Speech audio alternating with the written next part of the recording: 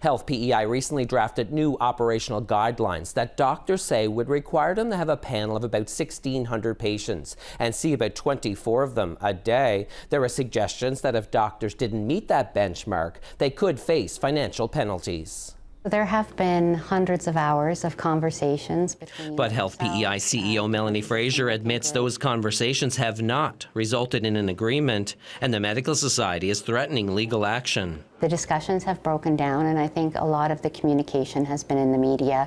We're really hoping to have the input and feedback brought back to the process so that we can consider it and move forward.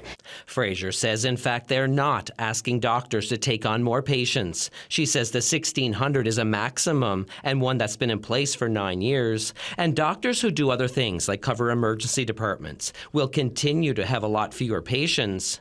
Doctors have a different impression. If this goes through and it's going to be forced upon us with threats of potential punishment if you don't meet it, I can't provide the care that's needed for the patients I have. It's full stop. There's no way I can do it. There's no way any of my colleagues can do it. Fraser says she hopes doctors don't leave P.E.I. because of this. She says family doctors here are amongst the highest paid in Canada, and some places require doctors to see more patients. If you look nationally, it ranges from 1,250 in BC to 2,400 as a maximum in Newfoundland, Ontario, and everything in between. And again, there really is no apples to apples comparison. I think it's really important that we look at what is the physician doing, how much staff do they have around them to support their practice, what else are they doing in the system, and that's where our panel policy allows for us to modify the panel down from that 1,600 to something less.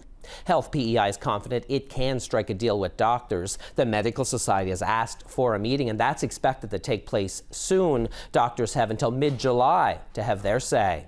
Wayne Thibodeau, CBC News, Charlottetown.